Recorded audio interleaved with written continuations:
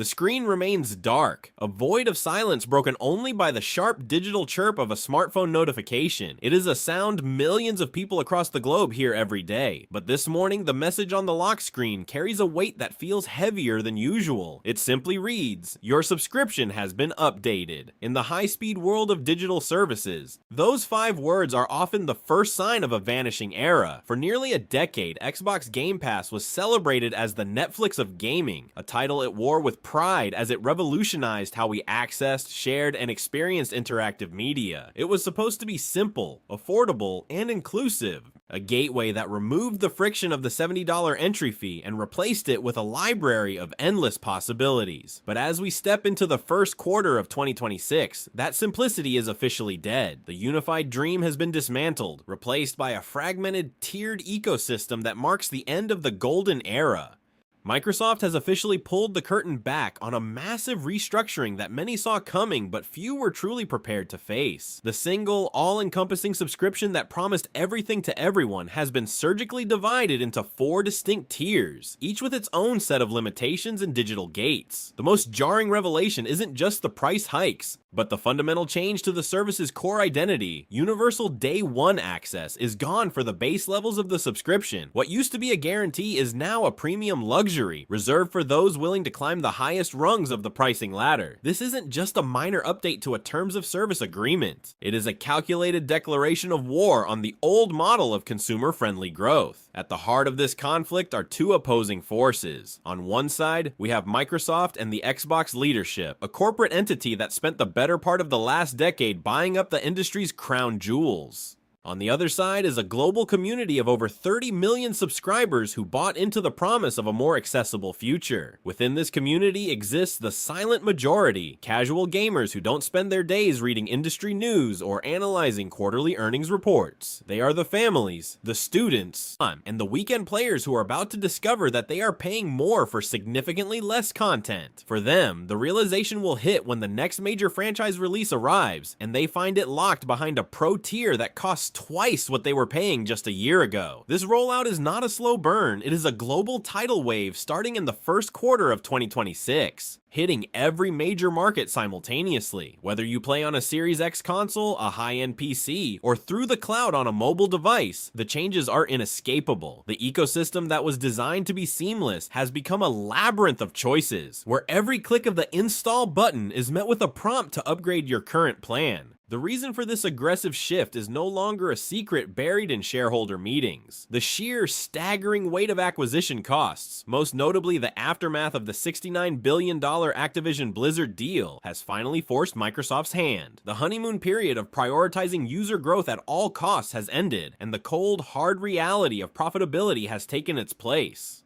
The plateauing of subscriber numbers across the industry has made it clear that the all-you-can-eat model at the original price point was an unsustainable fantasy. To satisfy the demands of Wall Street, the focus has shifted from how many people are using the service, to how much revenue can we extract from every individual user. So before we continue, subscribe to the channel and tell us in the comments where you are watching from. Most gamers throughout this decade thought the $70 individual game was the enemy of their wallets. They spent years arguing over price tags and physical ownership. However, they didn't realize the real cost was hidden in the fine print of the service they already pay for. The subscription model, once the hero of the budget gamer, has transformed into a complex machine designed to funnel users toward the most expensive option. But to understand why this feels like such a betrayal, we have to look back at the promise that started it all. The original vision made us all believe the golden era would never end. To understand the weight of the 2026 restructuring, we must travel back to the summer of 2017, when the initial seeds of this digital revolution were first planted. At the time, the concept of a subscription service for high-end console games was viewed with a mixture of skepticism and curiosity. Microsoft, seeking a way to differentiate itself after a difficult launch for the Xbox One, introduced a vision that would eventually define an entire generation. The branding was as clear as it was bold. Xbox Game Pass was marketed as the best deal in gaming. It was a promise of frictionless access, a digital library that lived on your console and offered a rotating door of experiences for a single low monthly fee.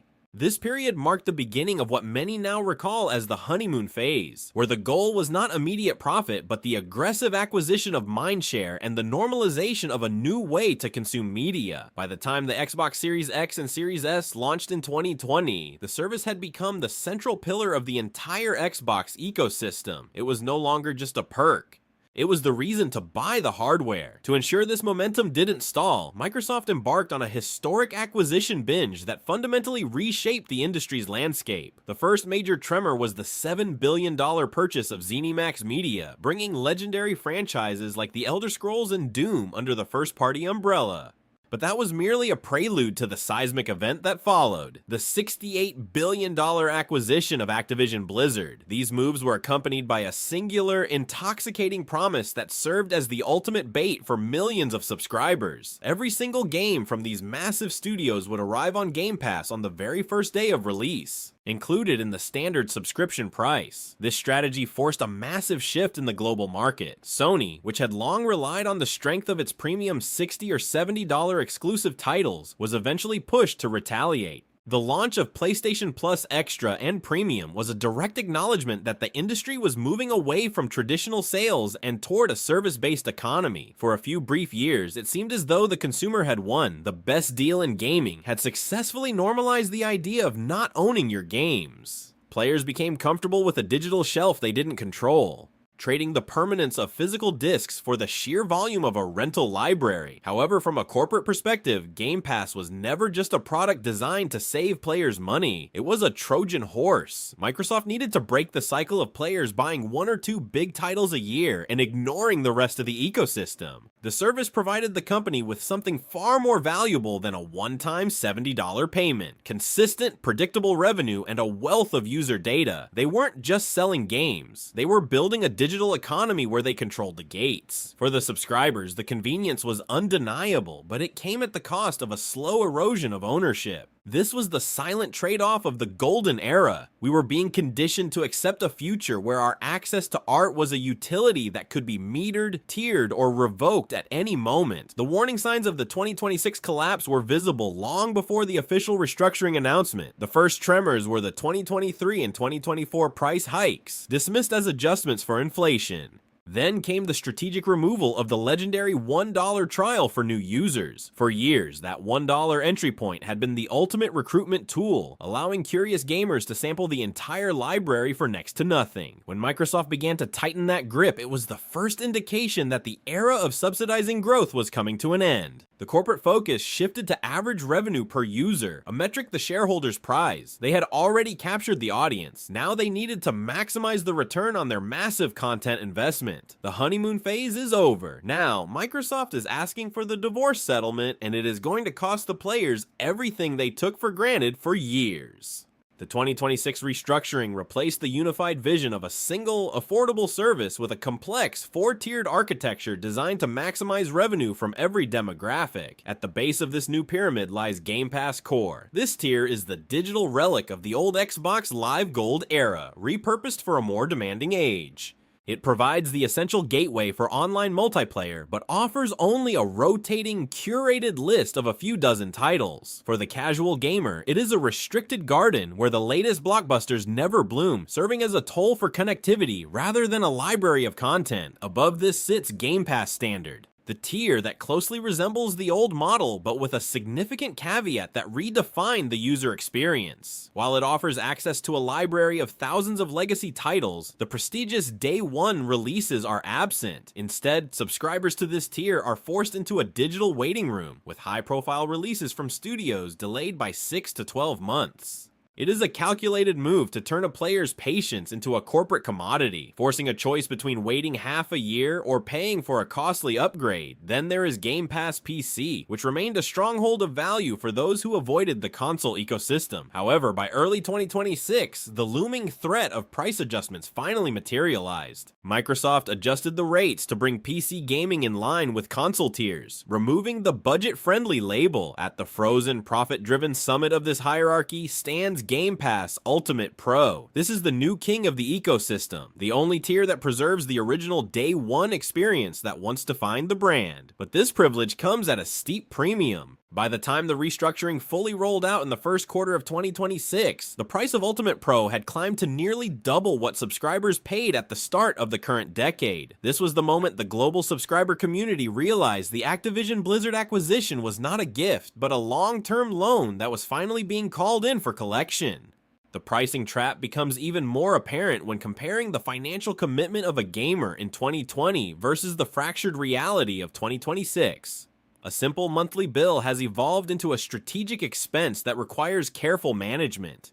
For families, the complications are even more pronounced. The once promised family plan became a logistical and financial hurdle, with new restrictions on regional pricing that hit developing markets with unprecedented force. In regions where Game Pass was once an affordable luxury that democratized gaming, it has become a significant financial burden that many can no longer justify. At what price point does a subscription become a monthly bill you can no longer afford? For the silent majority, that question is no longer theoretical. It is a calculation made every time the renewal notification appears on their dashboard. The service is no longer a perk, but a primary utility that demands a larger slice of the household budget. Beyond the basic tiers, Microsoft introduced a new layer of monetization that further eroded the value proposition, the early access premium. Even for those paying for the top tier Ultimate Pro, the concept of day one began to lose its meaning. Rumors turned into reality as high-profile titles began offering 5-day early access windows for an additional fee or a specialized elite add-on. This created a tier within a tier, effectively punishing anyone who wasn't willing to pay for the absolute fastest access.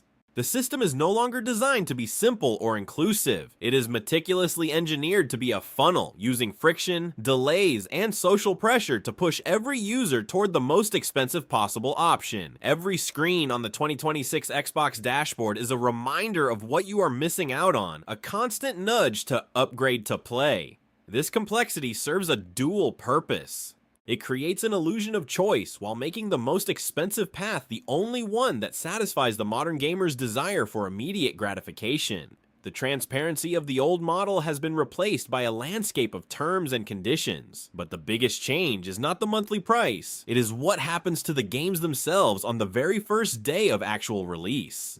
The term Day One once carried a sacred weight within the Xbox community. It was a promise of equality, ensuring that every subscriber stepped into the same digital world simultaneously. By 2026, Microsoft successfully executed a semantic shift that turned this promise into a tiered commodity. In this new landscape, Day One no longer refers to the game's release date. It refers to the day your subscription level allows entry. For those on Game Pass Standard, the launch of a new Call of Duty or Gears of War is no longer a shared cultural moment. Instead, it is a period of forced exile, where players must avoid spoilers for months while waiting for their access window. The Pro Wall has become a digital border, separating users based on their monthly contribution to the bottom line. This isn't just about delaying access, it is about redefining the value of the games themselves. When a title is withheld for 12 months, it loses its social currency, effectively turning a blockbuster into a legacy title. The excitement of the launch is reserved only for those who pay for the privilege of the first wave.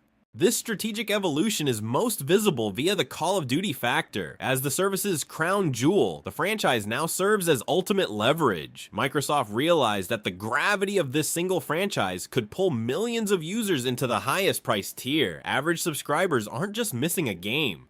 They are missing the conversation and competitive meta that only happens during the launch window. This tiered access has fundamentally altered the community's relationship with these massive franchises. Will the next Halo be accessible to the average player? No. It is locked behind the Ultimate Pro wall, reserved for those who view gaming as a premium lifestyle. This creates a fragmented player base where the silent majority plays last year's hits while the elite tier moves on. The strategy extends beyond timing. Microsoft and its partners have pivoted toward a model where the base game is merely a gateway to an expensive ecosystem. We see an increased reliance on selling expansions for included games. A subscriber might have the base game, but story expansions, battle passes, and high-tier cosmetics remain locked behind paywalls. In 2026, the game is the bait and microtransactions are the hook. This is evident in live service franchises where the initial download is just the start of a financial relationship. The included label has become a technicality as the most compelling parts of the experience are sold back piece by piece. It is a ruthless evolution. Give them the platform for a fee, and then charge for the reasons to stay.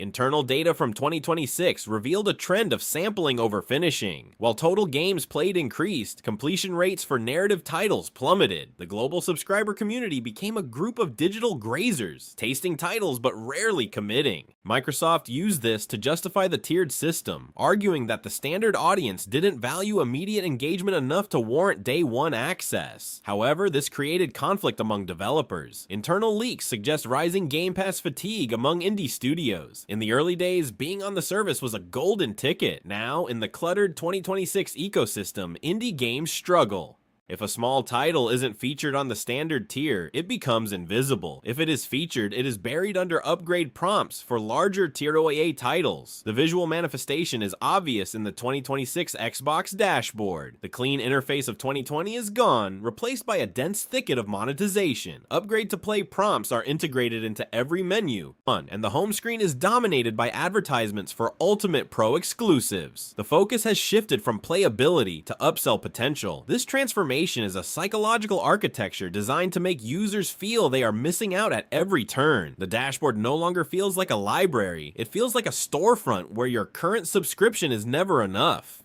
This isn't just about a change in software, it is a change in philosophy. This shift is sending shockwaves through the industry, changing how games are made. Developers must now build experiences that survive the transition from premium exclusive to secondary tier. The entire market is adjusting to this new reality of tiered access. Today, the 2026 restructuring did not go unnoticed by the millions who once championed the service as the ultimate value in entertainment. The global gaming community, once characterized by its increasingly vocal support of the Xbox is for the players mantra, has pivoted its rhetoric. Microsoft Xbox leadership, once hailed as disruptors of a stagnant industry, are now viewed through the same lens as cable television executives of the past. The consensus has shifted. Xbox is no longer for the players, it is for the shareholders. This sentiment has transformed from online grumbling into a coordinated movement of dissent that threatens the brand's long-term loyalty.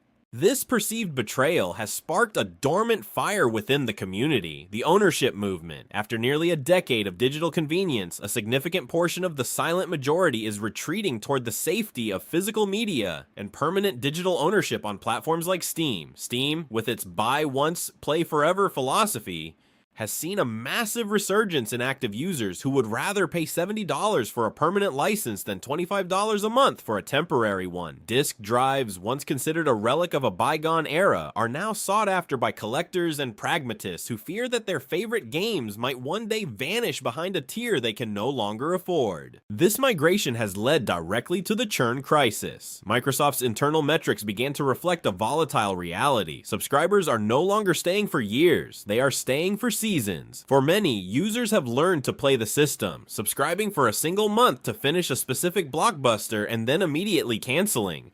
This burst subscription behavior has disrupted the steady revenue stream Wall Street shareholders demand. When the cost of a year of Ultimate Pro exceeds the price of 4 full-price games, the mathematical justification for the service collapses for anyone who plays less than 5 major titles annually. The predictability of the subscription model is being eroded by the very price hikes intended to stabilize it. This isn't happening in a vacuum. Sony and PlayStation have watched these developments with calculated interest. History suggests that when one titan of the industry normalizes a restrictive tier, the other follows, often under the guise of maintaining service quality. In 2026, PlayStation Plus has already begun its own internal restructuring to mirror the Xbox tiers, validating this new expensive reality across the entire console market. It is a race to the bottom in terms of consumer value, as the two giants realize they no longer need to undercut each other on price to survive. Perhaps the most tragic consequence of this fragmentation is the impact on the indie scene. In the golden era, Game Pass was a kingmaker for small studios, providing a massive audience and upfront funding that mitigated development risk. In 2026, that crucial safety net is fraying. The discovery problem has become an existential threat. If an indie developer's title is relegated to the standard tier, it misses the eyes of the most active, high-spending users. Finally, conversely, if it is buried in the back catalog of the core tier, it never gains the momentum needed to survive. The middle market game, the ambitious project that isn't quite a blockbuster but isn't a tiny indie, is dying. These games relied on the steady funding of a unified Game Pass. Without it, they are falling through the cracks of a fractured ecosystem. We are witnessing the definitive end of the all-you-can-eat buffet. The era where a single, affordable fee granted total access is a distant memory. From now on, you pay for the seat, the plate, and the silverware separately,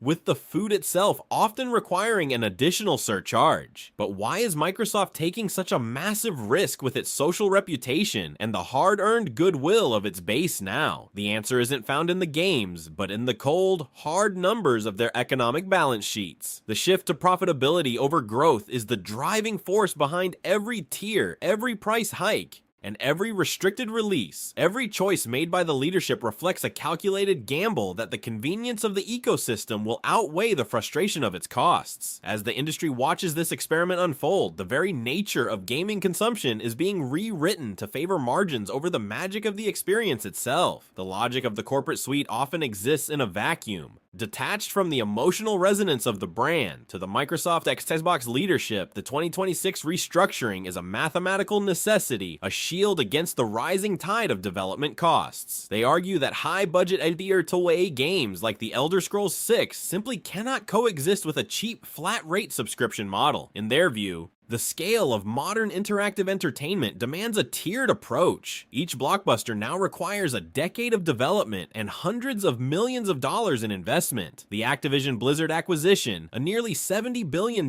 gamble, created a debt that cannot be serviced by the golden era pricing of 2017. Therefore, the Ultimate Pro tier isn't just an upgrade. It's the lifeblood that allows these massive projects to remain viable and competitive in a brutal market. The cost of innovation also extends beyond the games themselves. The infrastructure of cloud gaming, represented by the expansion of Project X Cloud, remains one of the most expensive ventures in tech history. Every time a user streams a game to their device, they are utilizing a sliver of a multi-billion-dollar server network. Microsoft views this as a utility service, and like any utility, the price must eventually reflect the cost of delivery. The silent majority of gamers might see a price hike, but the corporate defense points to the convenience of playing a 1,000-gigabyte library without ever owning a console. For the leadership, the tiered system is the only way to balance the books while pushing the boundaries of what gaming hardware can be in an increasingly digital world. This perspective is echoed in the hallways of Wall Street. Shareholders have grown weary of the growth phase, where subscriber numbers were the only metric that mattered. In 2026, the focus has shifted entirely to average revenue per user, or ARPU. The demand from investors is clear. Extract more value from the existing base. This is the harsh reality of a maturing market. When a service stops adding new users at a rapid pace, it must find ways to make the current users pay more for the same access. The fragmentation of Game Pass into 4 distinct tiers is the ultimate tool for this extraction. It creates a funnel designed to move every player from the low-revenue core and standard tiers toward the high-margin Ultimate Pro bracket, ensuring that every subscriber contributes to the bottom line. This evolution mirrors the Netflixification of digital media. We saw it with streaming video, and now we are seeing it with interactive play. The trajectory is identical. Provide an undeniable bargain to destroy the competition, establish a monopoly on the consumer's time, and then slowly strip away features while raising prices. The introduction of ad-supported tiers and the crackdown on subscription sharing are not bugs in the system. They are the final stages of a predetermined business plan.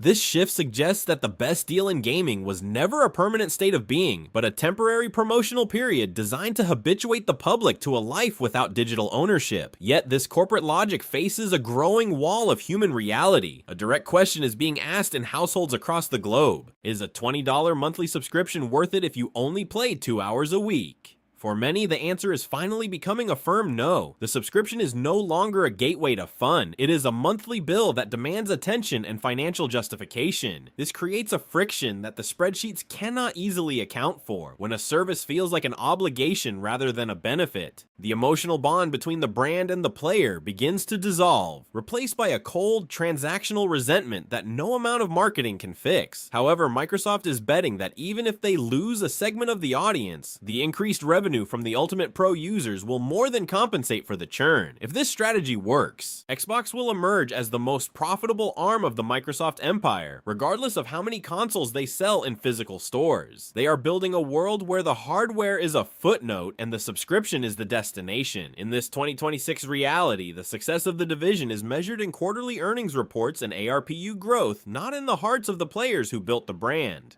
If this becomes the industry standard, the way we experience gaming will never be the same again. The road ahead from 2026 is no longer paved with the boundless optimism that defined the early days of the Xbox Series generation. By 2027, the gaming industry has fully internalized the lessons of the Great Restructuring, moving into a phase where the golden era of accessibility is a distant historical footnote. This new reality is defined by a shift from disruption to extraction. We are entering a period where the primary goal is no longer to acquire new users at any cost, but to maximize the value extracted from the existing base of 30 million subscribers. The next evolution of this strategy is already visible on the horizon, the introduction of ad-supported Game Pass tiers. For those who cannot or will not pay the rising subscription costs, the price of entry becomes their time. Watching a 30-second advertisement for a consumer product before a game loads, or seeing sponsored content integrated into the dashboard is the new trade-off for the budget-conscious gamer. This shift marks the total disappearance of the console war, replaced by a much more complex platform war. In this 2027 landscape, the plastic box under the television is largely irrelevant. The conflict is now over which ecosystem can successfully capture a user's digital identity. Microsoft, Sony, and even emerging tech giants are no longer fighting over who has the faster processor. They are fighting over who controls the billing relationship. When a gamer enters the Microsoft ecosystem, they aren't just buying a game. They are subscribing to a suite of services that includes cloud storage, social connectivity, and a rotating library of content. The platform has become the product, and the games are merely the hooks used to keep the subscription active. The silent majority of players are no longer consumers of software.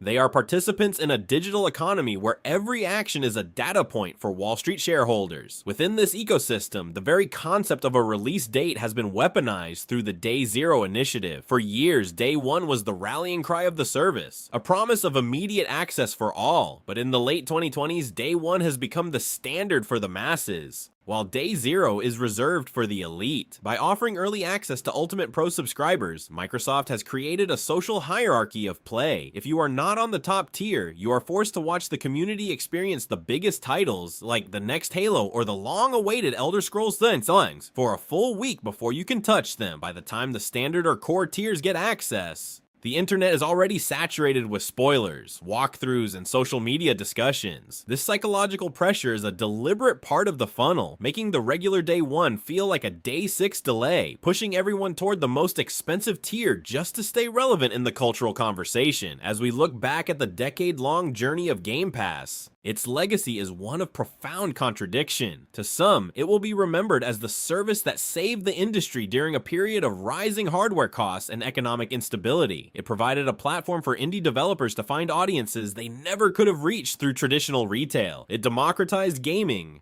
making a library of hundreds of titles accessible for the price of a few cups of coffee. But to others, it will be seen as the Trojan horse that accelerated the death of digital ownership. It habituated a generation of players to a model where they own nothing. Your digital library, your saved data, and your progress are all tethered to a recurring payment. If you stop paying, your history as a gamer is effectively locked away behind a digital gate. We have moved past the era of the all-you-can-eat buffet and entered the era of the utility bill. Gaming is no longer a series of one-time purchases. It is a monthly tax on your hobby. This transformation has turned the global gaming community from valued partners into revenue metrics. Every hour you spend in a game is tracked not for your enjoyment, but to calculate the payout to a developer or the retention rate for a shareholder. The deal that seemed too good to be true in 2017 has finally revealed its true cost in 2026 and beyond. You don't own your games. You don't even own your progress. You are simply renting a lifestyle that can be repriced, tiered, or restricted at any moment by a corporate board. The screen fades to the original clean 2017 Game Pass logo, a symbol of simplicity and value. Then it begins to glitch, the colors distorting into the fragmented, cluttered interface of the 2026 UI, filled with upgrade prompts and locked icons. This is not the end of gaming, nor is it the death of the medium. It is simply the beginning of the permanent paywall. The dream of the best deal in gaming was a beautiful one, but in 2026, we finally found out the price of that dream. The extraction phase has begun, and the bill is now due every single month.